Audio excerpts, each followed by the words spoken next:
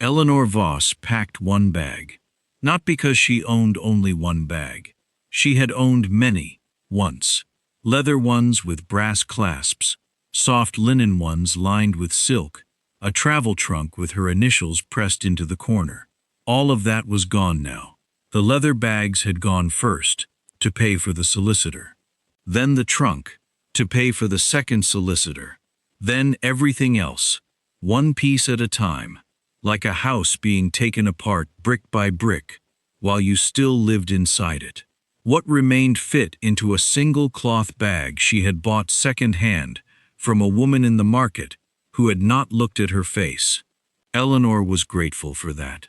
She was growing tired of people looking at her face and recognizing the shape of her fall. The bag held 3 dresses, a pair of good shoes she could not afford to replace, a hairbrush with a cracked handle, a small book of French poetry she had not been able to make herself sell, even when the money had run low enough that she lay awake at night doing arithmetic in her head. The desperate, useless kind of arithmetic that added nothing and subtracted sleep. And one letter, folded small, worn soft at the creases. Her father's handwriting, from the prison in Caldwell. He had asked her to please not visit again, because each visit cost train fare she did not have, and he could not bear to watch her spend it on him. She had visited anyway, twice. Then she had stopped, not because she had listened to him, but because the train fare and the solicitor's fee had finally arrived at the same week, and she could only pay one. She chose the solicitor. Her father would have said that was the right choice. That was the thing about Thomas Voss. Even behind prison walls, wearing the kind of clothes that would have made him weep a year ago, he remained, stubbornly and inconveniently, a man of good sense. Eleanor stood at the end of the narrow road that led from the village of Stern up toward Marin Hall. The road was lined with old oak trees whose branches had grown into each other overhead, making a low green tunnel of shade. Somewhere beyond it, a house, her new employer, a fresh name, Ellen Moss. She had practiced writing it until it looked natural. Ellen, close enough to Eleanor that she would answer without hesitation. Moss, plain enough to be forgotten. The kind of name that sat quietly in a ledger and did not attract attention. She started walking. The housekeeper's name was Mrs. Partridge. She was a woman of perhaps 60 who carried herself as though she had been born standing at attention, and who looked at Eleanor the way a person looks at a package that has arrived slightly damaged but is probably still usable. Ellen Moss, Mrs. Partridge repeated, reading from the application letter. 22 years of age, references from the Aldean household in Printh. Yes, ma'am. The references were real. Eleanor had worked for the Aldean household for 4 months before Mrs. Aldean's sister had recognized her in the hallway, and the whole careful construction had come apart. She had left before she was asked to leave.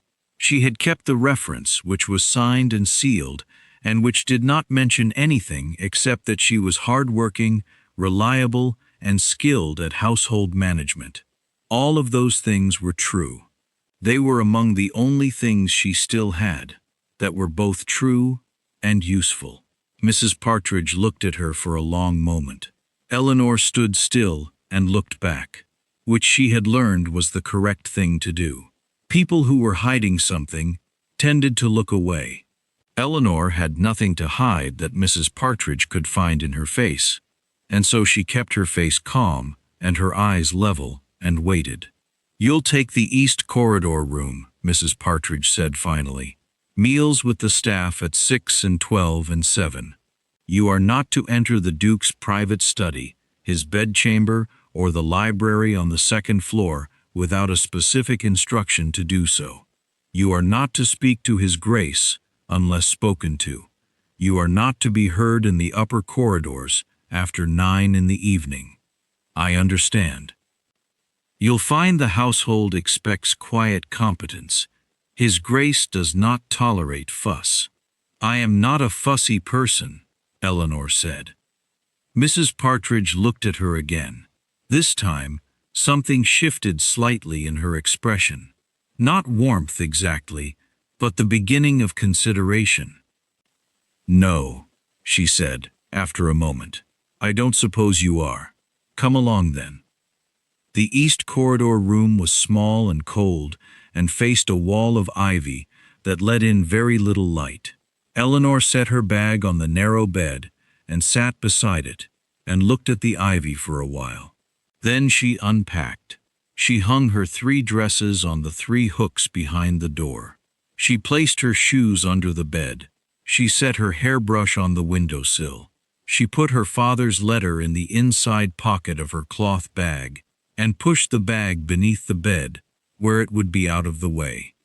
She had 7 weeks until his next appeal hearing. 7 weeks to send the solicitor enough money to file the papers correctly this time, which meant 7 weeks of wages from Marin Hall, minus nothing, because she could not afford to spend anything on herself right now. She was good at this kind of mathematics. She had become very good at it over the past year and a half. The brutal, stripped-down arithmetic of survival, which had no room for anything that was not necessary. She stood up, smoothed her dress, and went downstairs to begin. The first thing she noticed about Marin Hall was that it was slightly wrong. Not wrong in the way of a house that has been neglected. The floors were clean, the windows clear, the silver polished, but wrong in the way of a house that was being maintained by people who were following instructions without understanding the reason for them. The arrangement of the sitting room furniture was formal, but slightly cold, placing chairs at angles that discouraged conversation. The kitchen was organized for efficiency, but not for the particular rhythm of a household that took meals seriously. The correspondence on the front hall table was sorted by date of arrival rather than by urgency, which meant that anything requiring immediate attention had to be found by hunting through a stack of invitations and receipts.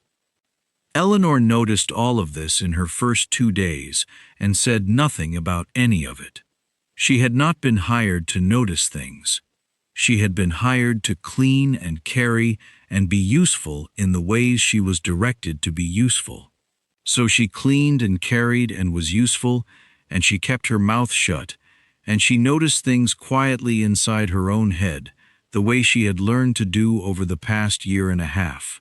Storing observations the way you store wood for winter, not knowing exactly when you'll need them, but certain you will.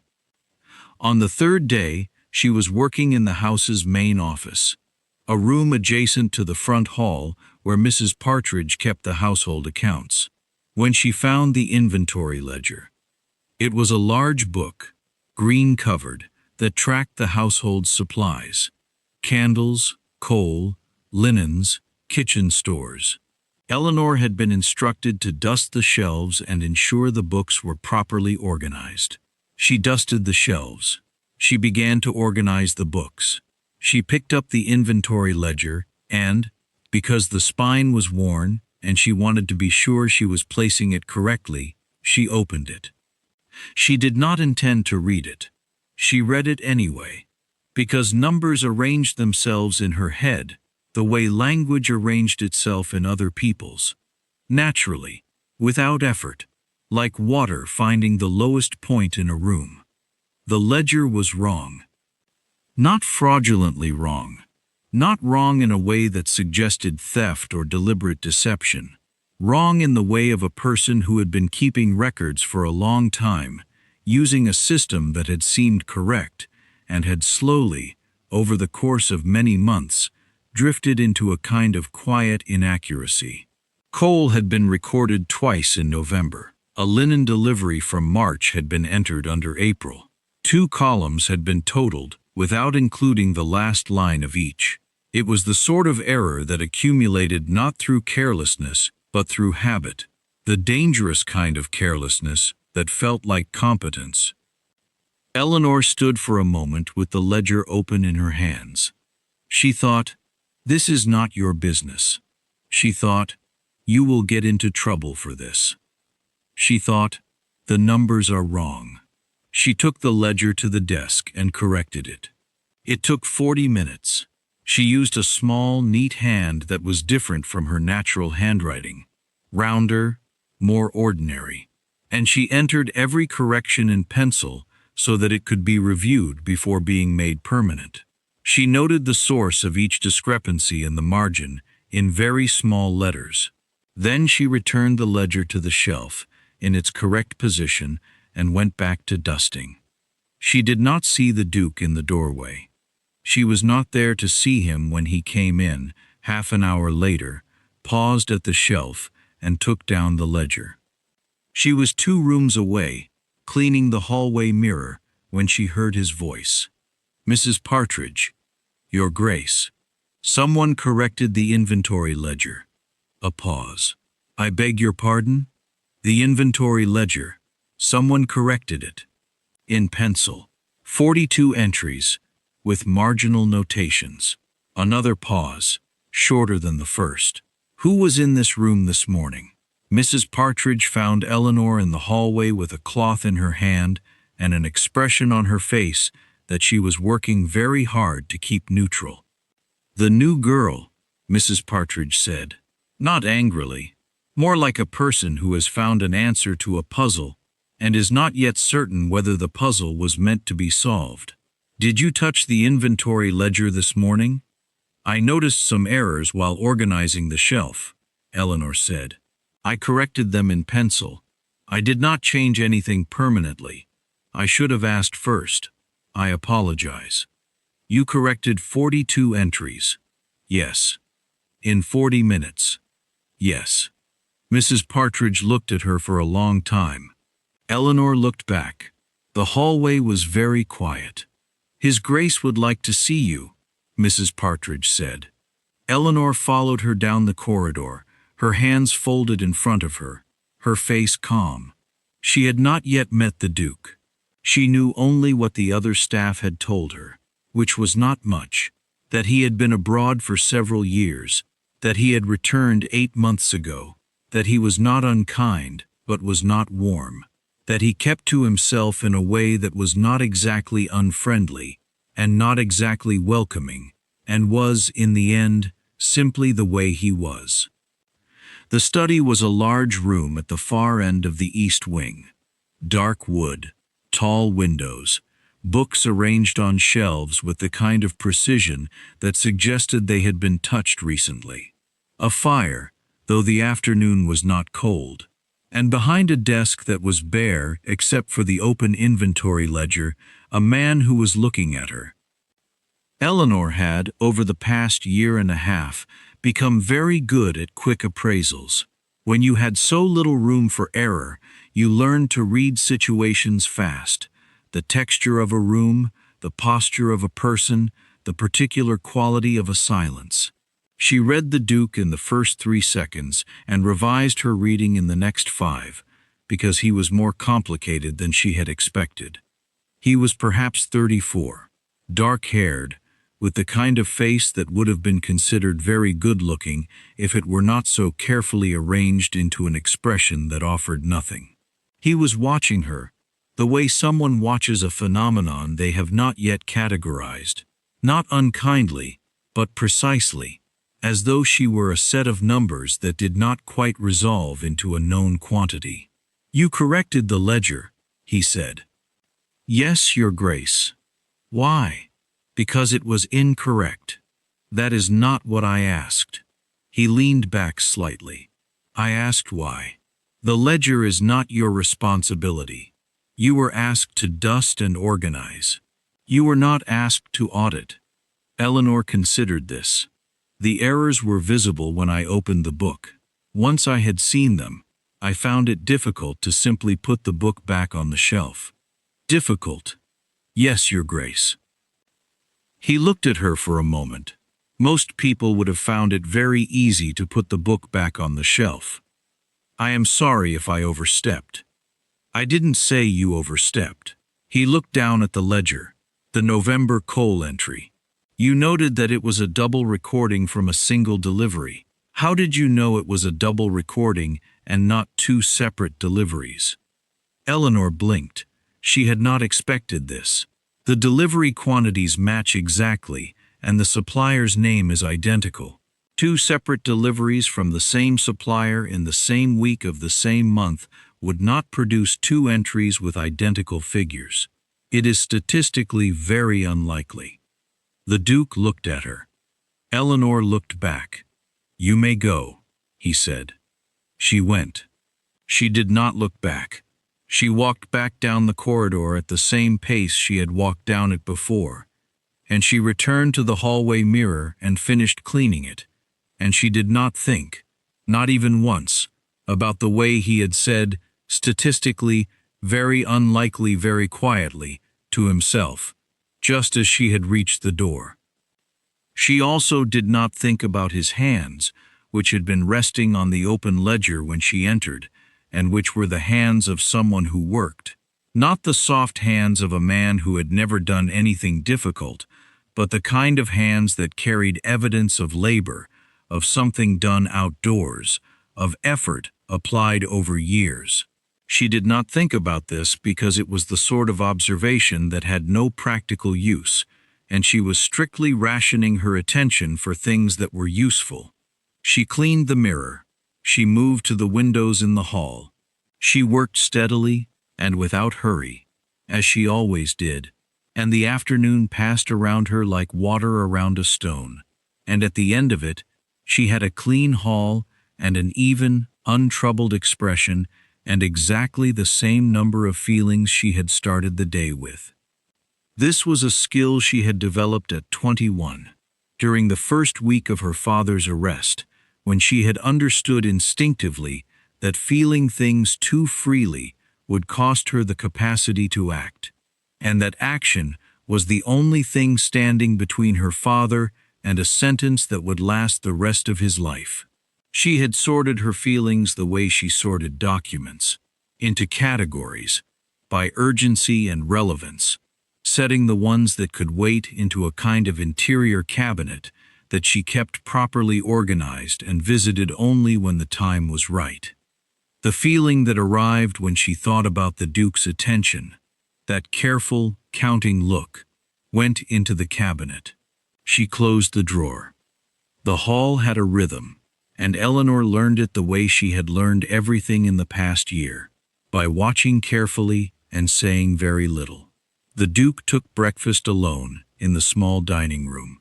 He was in his study by 8, and he remained there, with occasional interruptions, until the early afternoon. He rode in the afternoon. He took dinner alone, or sometimes with his aunt, Lady Cecile, who occupied a suite of rooms in the West Wing, and who appeared at meals with an expression suggesting that she found the world moderately interesting and was willing to be surprised. The staff was careful around the Duke, not frightened. Eleanor could tell the difference, and this was not fear. It was more like the carefulness of people who had learned that a particular person preferred quiet, and who had decided, out of something between respect and consideration, to provide it. Eleanor was careful too, but for different reasons. She had no interest in drawing attention to herself. She did her work, she was competent, and she was invisible, and those three things had to be enough. On the 9th evening, Lady Cecile came to the library. Eleanor was there replacing several volumes that had been taken down for cleaning. She was halfway up a small ladder when she heard the door open, and she came down without hurrying, because hurrying up a ladder was how you fell off one, and she was already having a difficult enough year without adding a broken ankle to it. "Don't stop on my account," said Lady Cecile. She was a woman of about 60, with silver hair and gray eyes, and the posture of someone who had decided in their youth that they would take up exactly as much space as they pleased, and had never revised this decision. She was looking at Eleanor with an expression that Eleanor recognized, after a moment, as the expression of a person who had already drawn several conclusions and was testing them. "I was nearly finished," Eleanor said. She replaced the last volume and came down from the ladder. Lady Cecile had moved to the center of the room. She was looking at the shelves, or appearing to. Eleanor gathered her dusting cloth and prepared to excuse herself. "You read," Lady Cecile said. Eleanor stopped. "I beg your pardon?" "You read." Lady Cecile turned to look at her directly. "I can tell. People who read arrange books differently from people who don't. People who don't read put them in order, by height, by color, by whatever system they've been told. People who read occasionally put a book back in the wrong place because they noticed something and started reading it right there on the ladder, and then remembered themselves and shut it and put it where their hand happened to be, rather than where it belonged." She gestured to a narrow shelf near the window. The volume of Montaigne. Eleanor had opened it. She had read 3 pages standing up. She had put it back approximately 4 inches from where she had taken it from. Eleanor said nothing. "I also notice," Lady Cecile said, with the same easy conversational tone, "that you have very good hands. Not the hands of a person who has spent their adult life in service." "I have been in service for 2 years," Eleanor said carefully. "And before that, I kept house for my father. Your father kept a complicated household, apparently." Eleanor held very still. He had said those words. The Duke, to her, in the study. Lady Cecile had heard them, or been told them. Eleanor did not know which was worse. "He did," Eleanor said. "He was a particular man." Lady Cecile looked at her for a long moment. Then she picked up the Montaigne from the shelf, found the page Eleanor had been reading. Eleanor did not know how she knew which page, but she did, and read it to herself. Then she set the book down. "You may borrow it," she said. "If you like, return it when you're done." She left the room as easily as she had entered it, and Eleanor stood alone in the library for a moment, listening to her own heartbeat settle. She picked up the Montaigne from the shelf where Lady Cecile had set it down. She opened it to the page she had been reading. The essay was called On Experience, and it had been written by a French philosopher in the 16th century who had believed, very firmly, that the best education came not from books, but from the careful study of one's own life, including its failures and difficulties, which he considered to be among the most instructive things a person could encounter. Eleanor had read these words standing on a ladder in the Duke's library while pretending to reorganize shelves, and she had felt something shift in her chest that she had put immediately into the cabinet. She put the book in her apron pocket. She would return it when she had finished it. She suspected it would take more than one reading.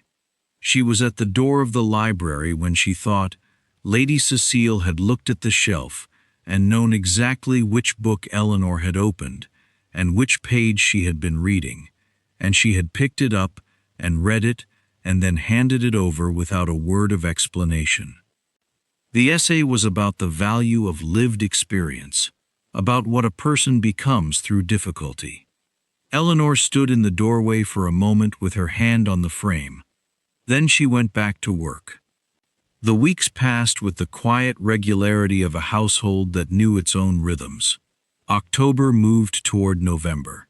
The trees along the road shed their leaves in the particular orange and brown that Eleanor associated, now and forever, with the feeling of being somewhere she was not supposed to be.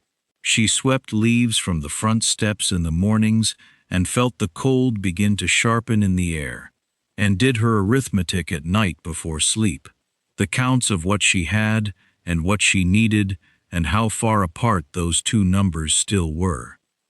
She sent money to the solicitor every fortnight. The solicitor's name was Mr. Harpin, and he was a patient man who had agreed to a reduced fee because, he said, the case was one worth fighting.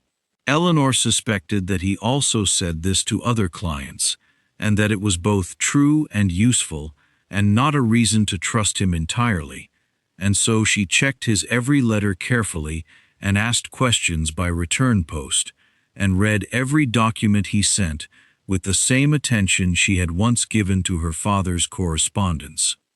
Her father's correspondence. There had been so much of it, once. Thomas Voss had been a man who believed that a well-written letter could resolve almost any difficulty, and he had spent Eleanor's childhood demonstrating this with an enthusiasm that she had found both admirable and exhausting. He wrote to business partners, to old friends, to the editors of newspapers, to local government officials, occasionally to strangers whose letters he had read in the paper and with whom he disagreed on points of civic interest. He had written his last letter to the banking board from the back of a carriage taking him to Caldwell Prison, and Eleanor had found it in his desk afterward, unsent, because there had been no one to post it. She had sent it herself. She had never received a reply. She was thinking about this, not intentionally. The thought had simply arrived the way thoughts about her father always did, without warning and fully formed. When she walked around the corner of the rose garden path and nearly collided with the Duke. The roses in summer, her father had once told her, were the most reliable measure of a house's true character. A house that tended its roses with genuine care was a house that understood the difference between what was necessary and what was beautiful, and had decided that both mattered. Marin Hall's rose garden was meticulous. She had noticed it in her first week. The pruning was correct, the soil around the base of each plant was properly maintained, and whoever was responsible had clearly done this work for a long time and taken it seriously. She had wondered, in a quiet corner of her mind, whether the Duke did it himself. The thought had come and gone, without destination. It came back now. He was coming from the direction of the stables. She was coming from the direction of the kitchen garden. The path was narrow. There was no graceful way to stop. She stepped back quickly. He stopped. They stood approximately 3 feet apart in the November rose garden, which contained no roses at this time of year, only bare thorn stems and gray sky. "I beg your pardon, Your Grace," Eleanor said. "No harm done." He looked at her briefly. His expression was the same as it always was, precisely arranged, offering nothing. But there was something in the arrangement that was slightly different from the version she had seen in the study. She could not have named the difference. It was the kind of thing you noticed without being able to explain, like a single note that has changed in a chord you hear every day. He did not walk on immediately. This was unusual. "How are you finding the hall?" he said. It was not a question that expected a real answer. It was the kind of question that filled the space between two people who were standing together by accident in a November garden and needed to do something with the moment. "It is a well-kept house," Eleanor said, "very quiet." "You say that as though you are not sure whether it is a virtue." She looked at him carefully. He was looking at the bare rose stems. "I think quiet is a virtue," she said. "I have lived in noisy places, and I prefer this." A pause. "Where?" "The city," she said. "Before." He nodded, slowly, as though the city explained something. Eleanor thought that perhaps, in some version of the story that was not hers, it might. "Mrs. Partridge says you have been useful," he said. "I hope so. She does not give that assessment easily." "Then I am glad to have earned it." He looked at her then, directly, briefly, with the same quality of attention she had seen in the study, the attention of someone counting something they cannot quite name. Then he nodded, once, and walked past her toward the house. Eleanor stood in the rose garden for a moment after he had gone. The air smelled of cold and mud and something faintly sweet, the last of the autumn that had not yet finished leaving. She went back to the kitchen garden and continued with what she had been doing. In the third week of November, Lord Hartwell arrived. He was a man of about 50, with a large personality and a wide mustache and the air of someone who expected every room to rearrange itself in response to his arrival. He came with 2 attendants and 3 trunks, and the announcement that he would need to stay for 2 nights due to a matter of business with the Duke that required documents and discussion. The household adjusted. Eleanor helped adjust it. The difficulty arrived at dinner on the first evening, when it became apparent that Lord Hartwell had also brought, in addition to his trunks and his personality, an unexpected guest, a nephew who had accompanied him on the road and could hardly be left in the coach, and who now sat in the entrance hall, waiting to be fed. 2 place settings short. Mrs. Partridge's expression upon discovering this was one of the most controlled expressions of barely contained frustration Eleanor had ever seen, and she had seen several. "The small dining room can be opened," Eleanor offered quietly, because she happened to be in the corridor at the moment of discovery. "His Grace does not use the small dining room. But the nephew is not His Grace's guest. He is Lord Hartwell's guest. Lord Hartwell might appreciate the small dining room. It is a more intimate setting, and he seems like a man who enjoys a sense of occasion." Mrs. Partridge looked at her. Eleanor waited. "That," said Mrs. Partridge, "is actually a reasonable suggestion." The small dining room was opened. The nephew was fed. Lord Hartwell pronounced the room charming and the dinner excellent, and Eleanor returned to the kitchen and thought nothing more about it until Lady Cecile appeared at the kitchen door at 7 o'clock and said, with the same easy certainty with which she said everything, "Ellen, come with me." Eleanor came. She was taken upstairs. She was given a dress. It was one of Lady Cecile's dinner gowns, altered quickly and imperfectly, but altered well enough. A dark blue that fit Eleanor's shoulders almost exactly, because Lady Cecile was a woman who looked at people carefully, and had been doing so for 60 years, and had taken Eleanor's measurements with her eyes some weeks ago. "There are 8 at table," Lady Cecile said, "and only 6 who are comfortable with the conversation that Lord Hartwell intends to have. You will be the 7th. You will sit at the lower end. You will not need to say very much. If Lord Hartwell speaks to you directly, respond. If his nephew speaks to you, you may also respond. You will find, I think, that neither of them will notice anything is unusual. Men like Lord Hartwell see what they expect to see." "And what does he expect to see?" Eleanor asked. "A well-bred young woman of modest means." Lady Cecile looked at her, "Which is, in most respects, exactly what you are." Eleanor said nothing. Lady Cecile picked up a small pair of earrings from the dressing table and handed them to her. "Blue glass," she said. "Not real, but the right shape." Eleanor put them on. She sat at the lower end of the table that evening and ate dinner and listened to Lord Hartwell talk about grain prices and road conditions and a proposed amendment to the waterway charter, and she interjected, twice, with observations that were accurate and measured and which Lord Hartwell received with the pleased surprise of a man who has not expected intelligence and been handed it unexpectedly. The nephew asked her about the local countryside, which she answered from her few weeks of observation. The man to her left asked about the new railway line being proposed through the county, which she had read about in a newspaper left in the sitting room 2 days ago. Across the table, at the upper end, the Duke said very little. Eleanor was careful not to look at him directly. She knew he was there. She knew, without looking, that he was watching her.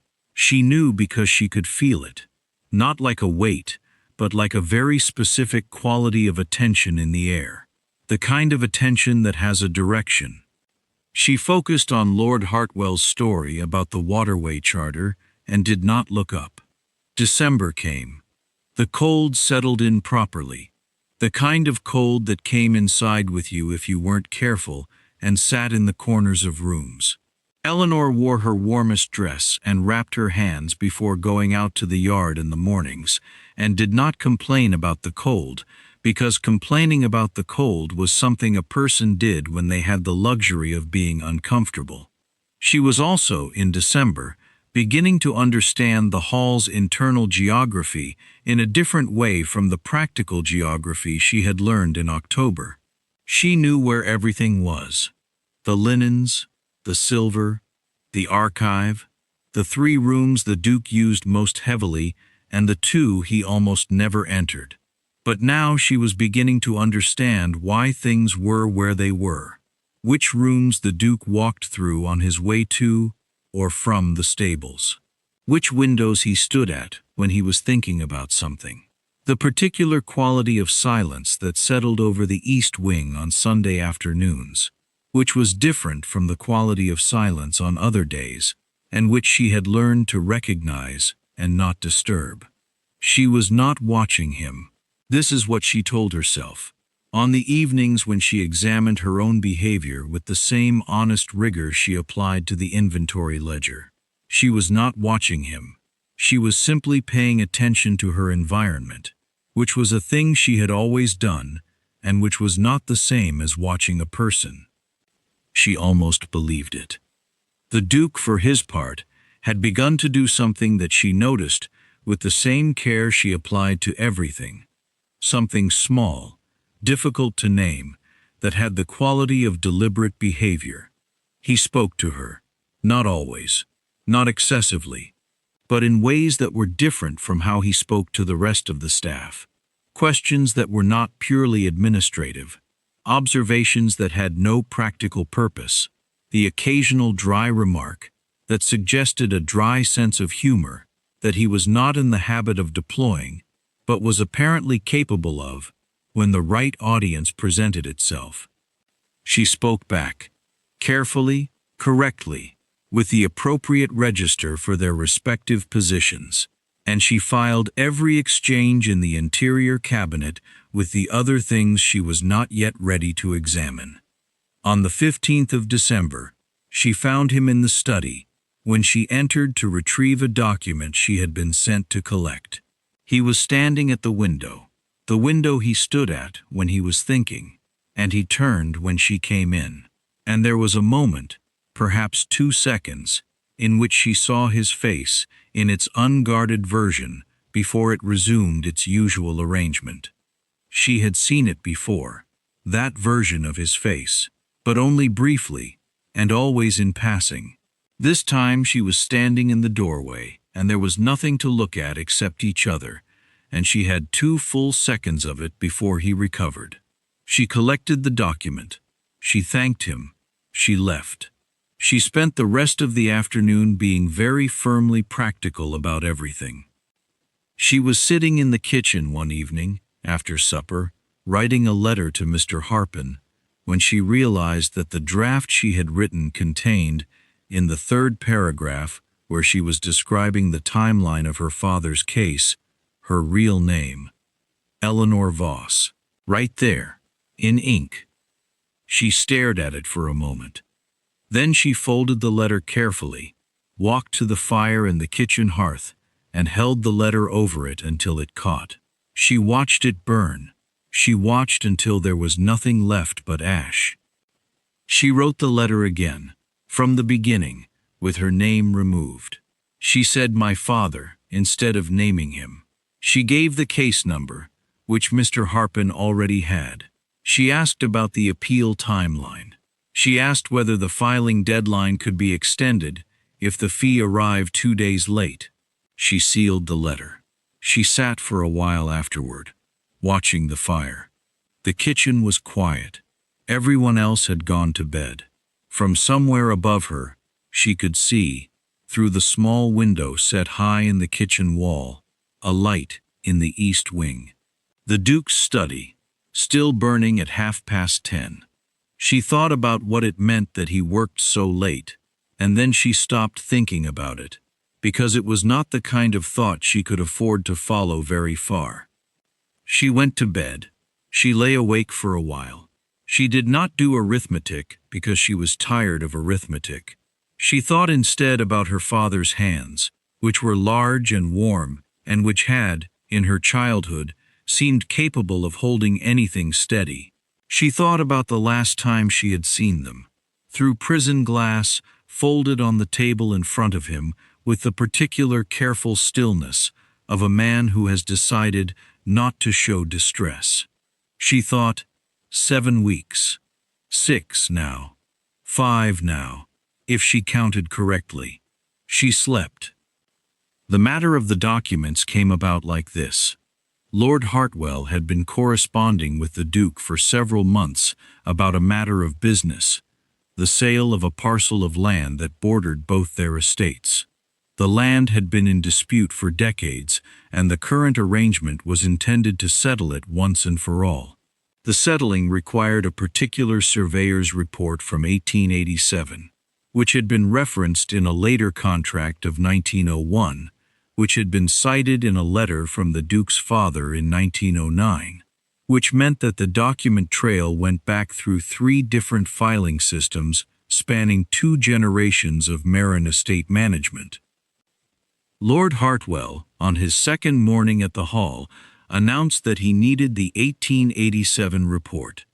The Duke's face, Eleanor noted, from across the entrance hall where she was polishing the mirror and was therefore entirely invisible, did not change in any way that Lord Hartwell could have read. But something tightened in his posture, very slightly, in the way of someone who has received a problem they were hoping to avoid. "The archive is not well organized," the Duke said. "My father's system was idiosyncratic." "When did you need it?" Lord Hartwell asked. "This morning." The silence that followed had several layers. Eleanor finished polishing the mirror.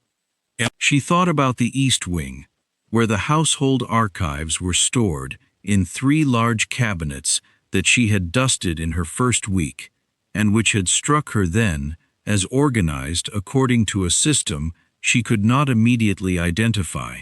She had been meaning, for no particular reason, to understand the system. She had spent some time with one of the cabinets on a quiet afternoon when no one had needed her immediately, and she had worked it out, not because she had been asked to, but because a disorganized system was a thing she found genuinely difficult to leave alone. She put down the polishing cloth. She went to the East Wing. It took her 20 minutes. The 1887 report was in the second cabinet, in a folder labeled with a year code that had been shifted by 1 year forward from the actual date, a consistent error across all pre-1900 documents, which suggested that whoever had created the system had made a single mistake at the beginning and then faithfully reproduced it for the entire period. Once you knew to subtract 1, the system was perfectly logical. She found the report, the 1901 contract, and the 1909 letter, because all 3 seemed relevant, and brought them to the study. The Duke was behind his desk. She knocked. He looked up. She held out the documents. He looked at her. He looked at the documents. He looked at her again. "The 1887 report," she said, "and the 1901 contract it references, and the letter from 1909. I thought you might need the full chain." He took the documents. He looked at the top one. He looked at her. "How did you know where to find these?" "I spent some time with the archive cabinets when they were dusted. The organization follows a date shift system. All pre-1900 documents are filed under a year 1 forward from their actual date. Once that's understood, it is fairly simple." A very long pause. "Thank you," the Duke said. It was the first time he had said those words to her. She noticed this only because she was a person who noticed things. "Of course, Your Grace," she said, and went back to the hallway. She was in the kitchen garden 3 days later, when Mrs. Partridge came to find her. "His Grace would like to see you." Eleanor set down the basket she was carrying. She followed Mrs. Partridge inside, washed her hands, dried them carefully, and straightened her dress. She had been half expecting this, not because she had done anything wrong. She was nearly certain she had done nothing wrong, but because things had been building toward something in a way she could feel, but not name. The way you can feel a change in the weather before any visible evidence of it arrives. The study again, the fire, the Duke at his desk, which today held more than the inventory ledger. There were letters, several of them open, and a newspaper folded to the financial section. "Sit down," the Duke said. Eleanor sat. He looked at her for a moment. Then he said, "Where did you learn to keep records?" "My father kept careful records. I helped him from an early age." "What did your father do?" "He was a financier," Eleanor said. "Before." The word "before" arrived in the room and sat between them. The Duke looked at it. Eleanor looked at it. Neither of them moved it. "Harpen," the Duke said. Eleanor went still. He was looking at a letter. He turned it so she could see it. It was a letter from a solicitor's office. Not Mr. Harpen, but a different office. One she didn't recognize. A letter addressed to the Duke, referencing a matter of appeal for a prisoner in Caldwell by the name of Thomas Voss. "I know a man at the appeal court," the Duke said. "I have known him for several years. He occasionally writes to me when he notices my name adjacent to a case. Not improperly, but as a courtesy. He wondered if I was connected to this matter." He paused. "I was not.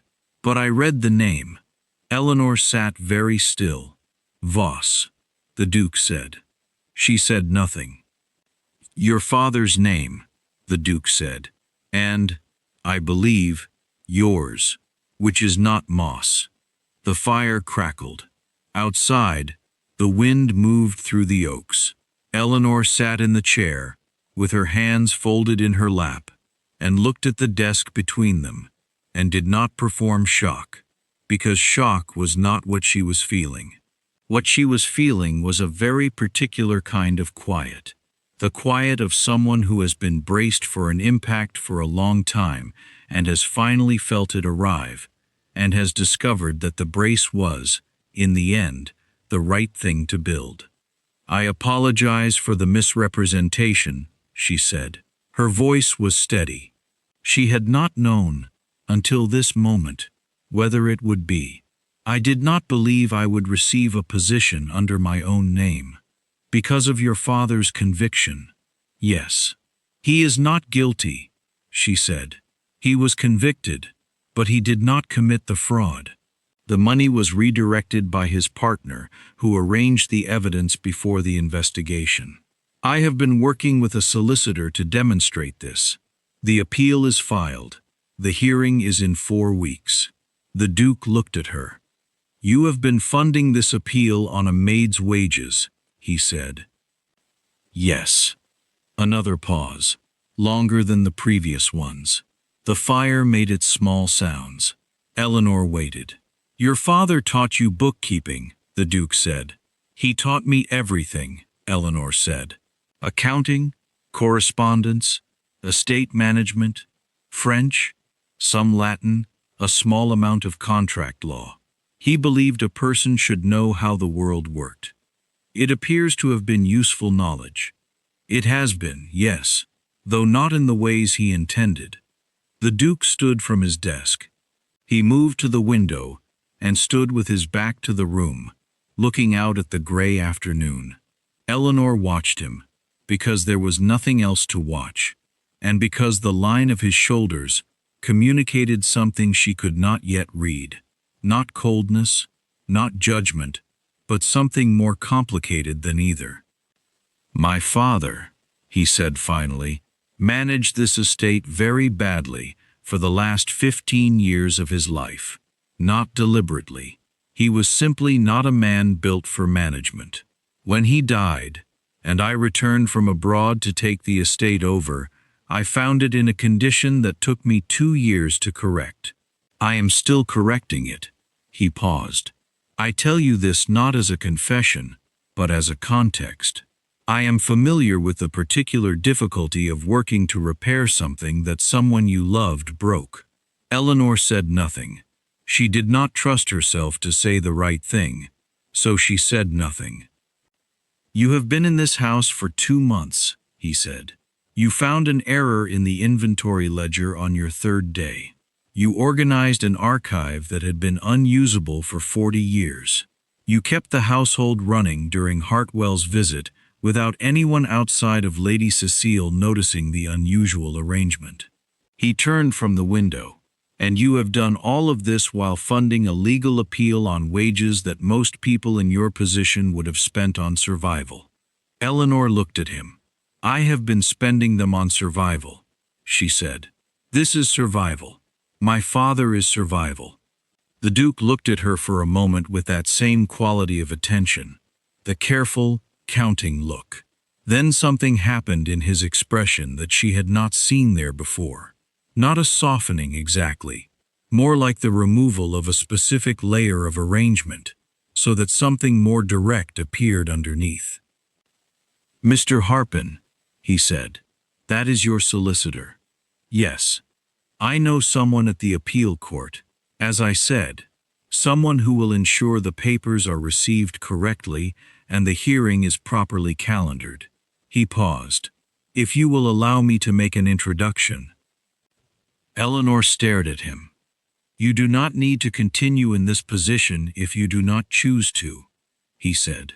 I will provide you a reference, a genuine one, under your real name. You are... He stopped.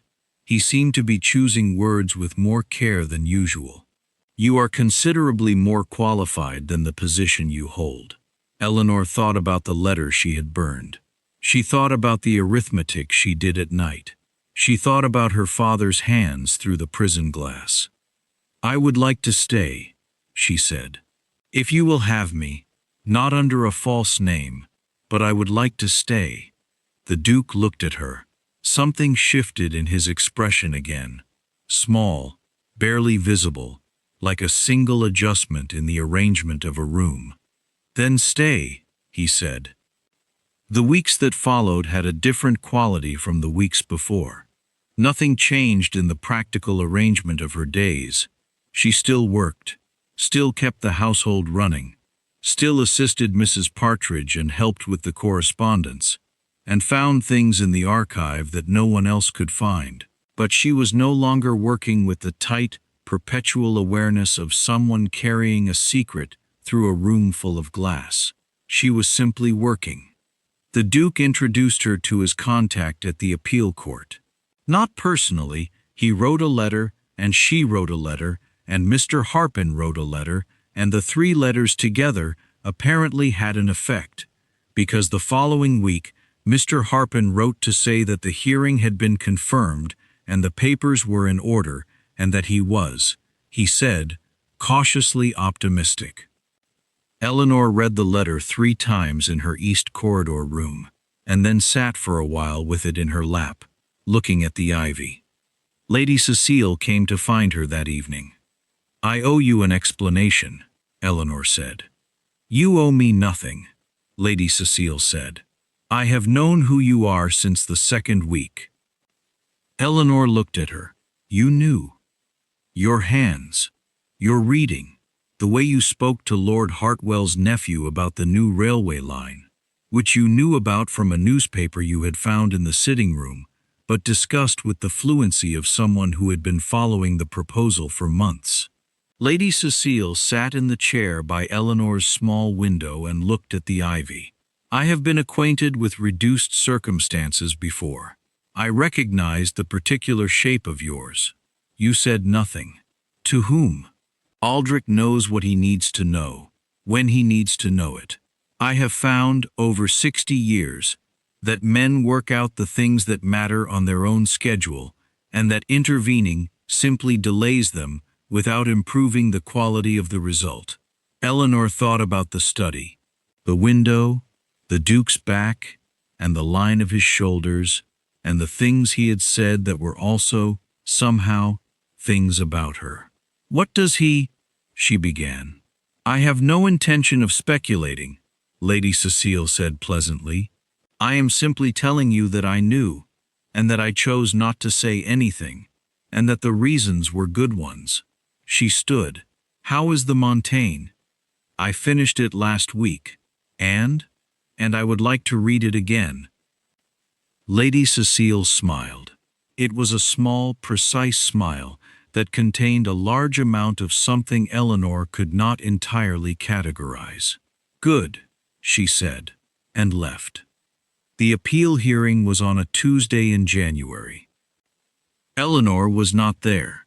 She could not afford the train fare, not the money, but the time, because Mrs. Partridge needed her that week, and she had already asked for 2 days in November for the filing and did not want to ask again. She spent the day working.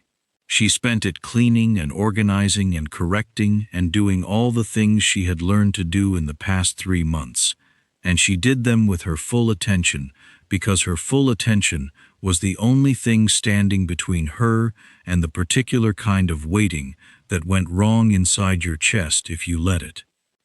She had been waiting, in one form or another, for 2 years and 3 months. She was practiced at it.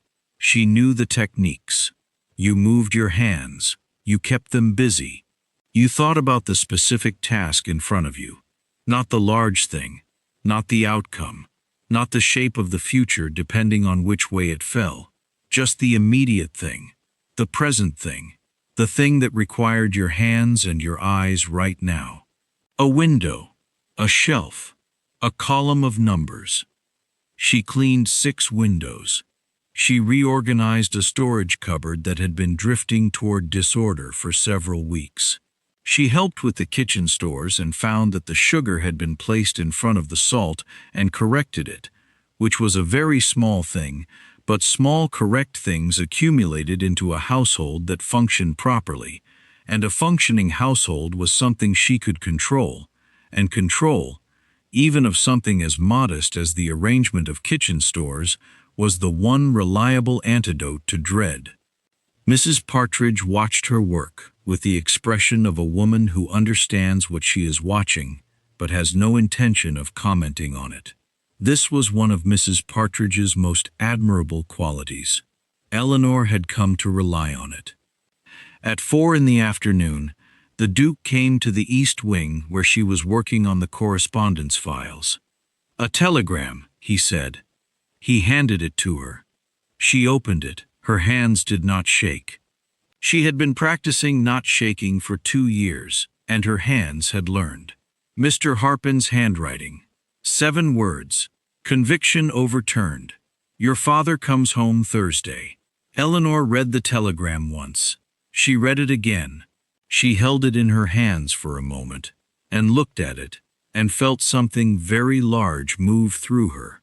Not through her chest, but through her whole body, the way a river moves when it has been held back for a long time and is finally allowed to find its course again. Thursday. 2 days. Her father would be on the road in 2 days, and the road would bring him somewhere that was not Caldwell, and she would see his hands through something other than prison glass, and he would stand straight in a room that had a door that opened from the inside. She looked up. The Duke was still standing there, watching her with that particular quality of attention, which she had by now spent 3 months studying without exactly meaning to, and which she knew now meant something that she had been very careful, for 3 months, not to let herself name. "Thursday," she said. "I have spoken to Mrs. Partridge. You may have the week." Eleanor looked at him. "He is your father," the Duke said. "Take the week." She did not cry. She was not, in general, a person who cried easily, and she was not going to start in the east wing of Marin Hall while the Duke of Marin watched. But she felt, very precisely, the exact weight of what had just been given back to her, and it was heavier and lighter at the same time than anything she had carried in the past 2 years. She thought, briefly, about what it had cost him. Not financially, that was not what she meant. But he had written letters. He had spoken to the man at the appeal court. He had done this without being asked, and without making anything of the doing, and without requiring her gratitude in a form that would cost her something to give. He had simply done it, and then stepped back. She had not known, until now, how rare that was. "Thank you," she said. "Go and pack your bag." She went. Her father had always been a tall man. She had forgotten this, slightly, over the past 2 years. The particular height of him, the breadth of his shoulders, the way he stood with a kind of unconscious authority that came not from ego, but from a lifetime of being a person who believed that standing straight was a form of respect for the people around you. He was thinner now. He was very much thinner, and his hair had gone completely silver, and there were new lines in his face that had not been there before. But he stood straight. He stood in the doorway of the small rented rooms she had arranged for them both, and he stood straight, and when she reached him, he put his arms around her in the way he had always done, completely, without reservation, in the way of someone who had never learned to give partial comfort, and said, very quietly, her name. She stayed for 6 days. She told him most of it, the false name, the position, the wages, the appeal. She told him about Mr. Harpin and the ledger and the archive and the dinner with Lord Hartwell's nephew and the letter she had burned in the kitchen hearth. She did not tell him about the Duke. She was not yet sure what there was to tell. Her father listened to all of it with the careful, focused attention he had always given her, and when she was finished, he was quiet for a moment. The rooms they were in were small and clean and not very warm. She had found them through an advertisement. 2 rooms above a bookbinder's shop in a respectable neighborhood, with a landlady who asked no unnecessary questions and who left a kettle on the hob each morning. They were the first place Eleanor had lived in more than a year that felt like a home, even if only a temporary one, because her father was in it, and the right arithmetic was finally adding up to something livable. On the second day, he asked to see the correspondence with Mr. Harpin. She brought it to him. He read every letter with the same attention he had once brought to financial documents. Slowly, thoroughly, with occasional small sounds of consideration that she remembered from her childhood as meaning that his mind was moving. When he was finished, he stacked the letters precisely and returned them to her. "Harpin is competent," he said. "He worked harder than he was paid to work. That tells you something about a person." "It told me he believed the case," Eleanor said. "It told you he believed you," her father said. "The case he could read. A person who fights harder than required is fighting for the person, not the argument." He looked at her. "You were the person worth fighting for. You knew that, and you chose him accordingly." Eleanor thought about the afternoon she had walked into Mr. Harpin's office with a carefully prepared summary of her father's case and 6 weeks of wages in an envelope, and the particular expression of someone who has nothing to spare and is spending it anyway. She had not thought about it in terms of her own worth. She had thought about it only in terms of what needed doing. "I didn't think of it that way," she said. "I know," said Thomas Voss. "That is one of the things I intend to correct." He spent the next 4 days correcting it with the same quiet, persistent gentleness he had applied to everything in her education. Not through declarations or arguments, but through the steady accumulation of moments in which he demonstrated, by example, that she deserved to take up space in the world. He asked for her opinion on things. He listened to the answers. When she said something particularly sharp, he laughed. His real laugh, not the careful managed version she had heard through prison glass. And it was the best sound she had encountered in 2 years, and she was not prepared for how much she had missed it. She told him about the Montaigne on the 5th day, because she had been carrying the book with her, and he noticed it, and asked, "Cecile Marin gave it to you?" he said. "You know her?" "I know of her. She has a reputation for precision and intelligence, and a complete inability to tolerate foolishness." He looked at Eleanor. "She gave you a book. She said I could borrow it. That is not lending. That is an investment." He handed the book back. "She is watching to see what you do with it." Eleanor thought about the library, about the page Lady Cecile had found, without asking which page it was. "She has already seen what I did with it," Eleanor said. "Then she is watching for what you do next." On the 6th morning, as she was packing to leave, her father poured them both tea and sat across from her at the small table and said, "Now, tell me about the Duke." Eleanor looked at him. "You have said his name," her father said, 14 times in the past 3 hours. "I have been counting. It is a professional habit. I find I cannot stop doing it, even in prison." Eleanor looked at the window for a while. "I don't know what there is to say," she said. "Then we will wait until you do," said Thomas Voss, and handed her the cup. She returned to Marin Hall on a Monday. The oaks were bare.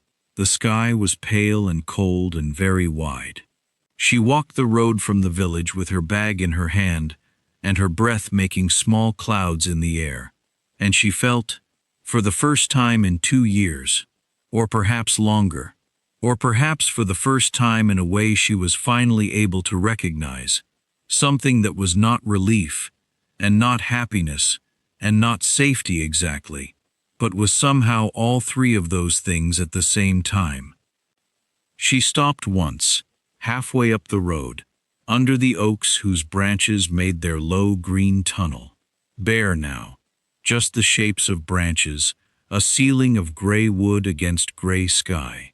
And she stood there for a moment with her bag and her breath, and the quiet of the January morning. And she thought, this is the road I walked down thinking I was pretending to be someone else. And I was not. I was the same person the whole time. And now I am walking back up it.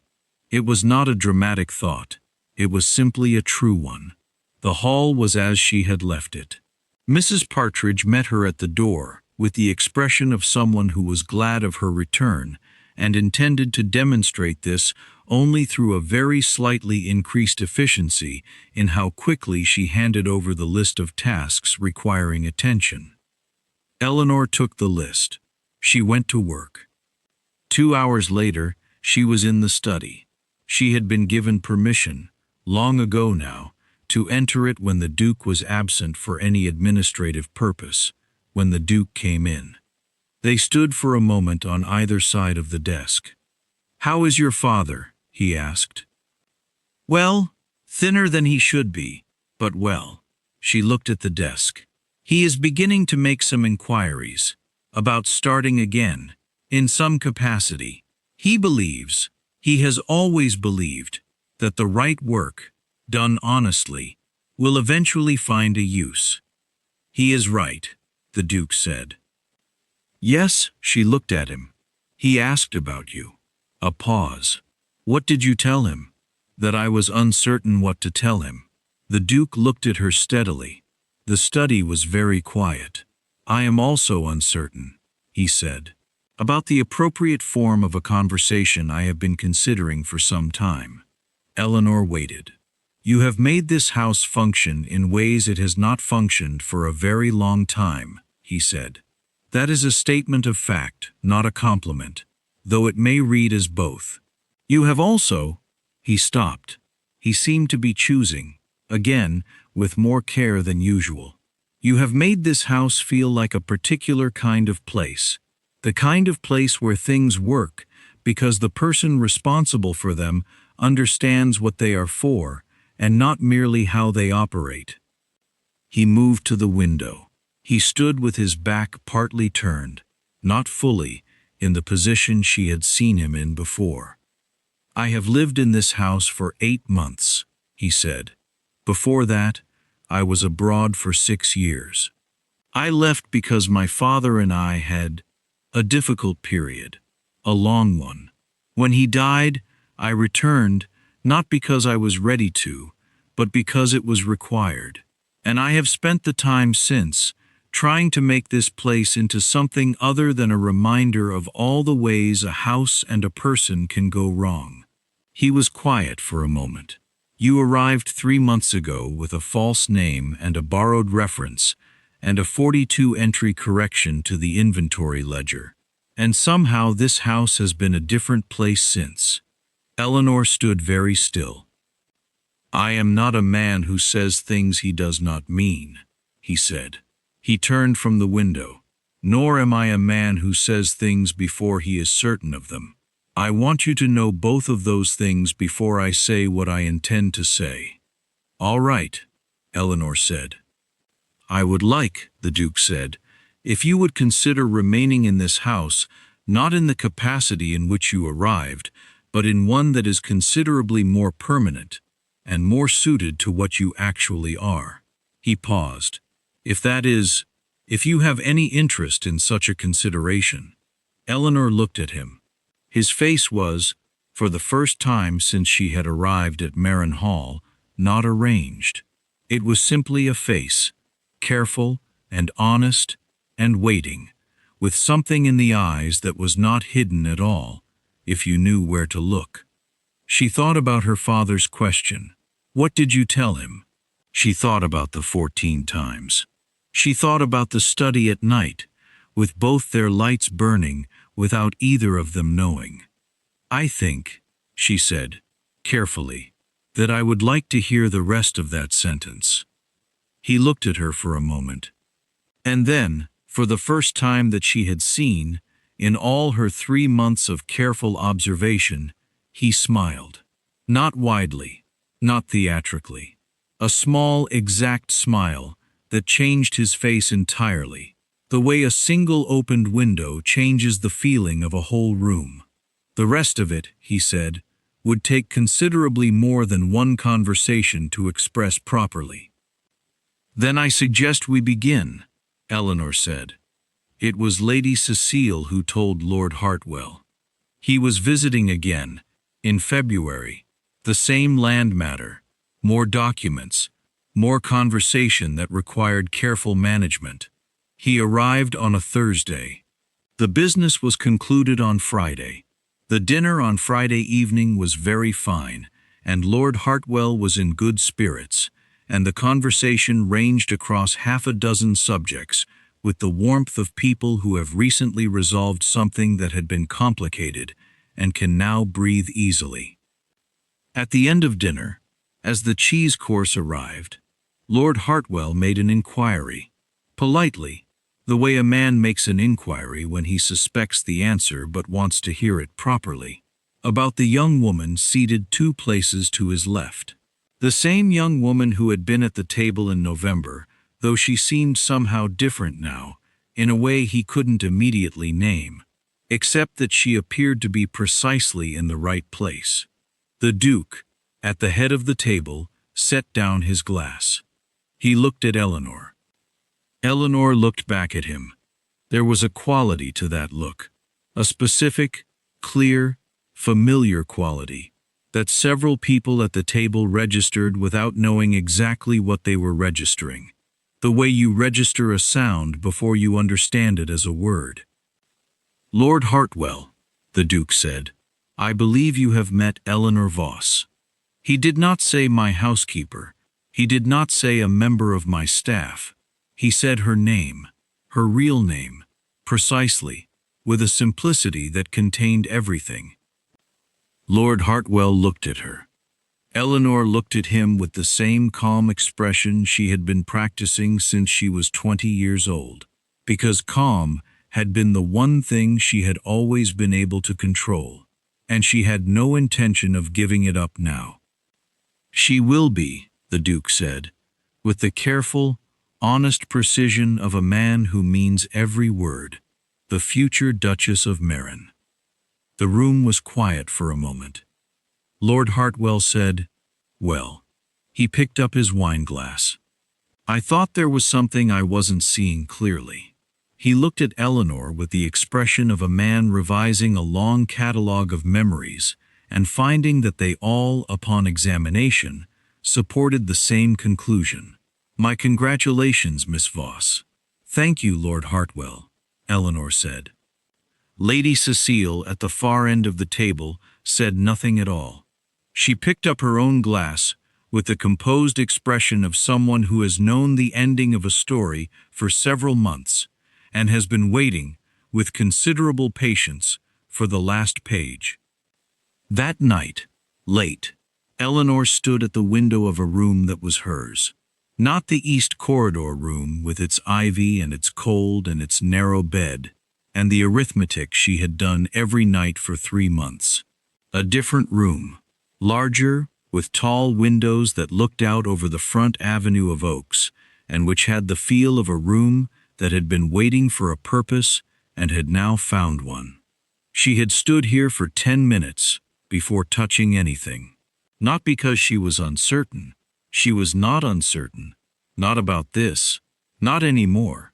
But because she wanted to do the thing she had not permitted herself to do for 2 years and 3 months. She wanted to simply stand in a place and feel what it felt like to be there. Not to assess it. Not to think about what it cost or what it required or how to keep it. Just to be in it, with her eyes open and her hands still. The oaks were silver in the winter moonlight. The avenue was long and straight and very old.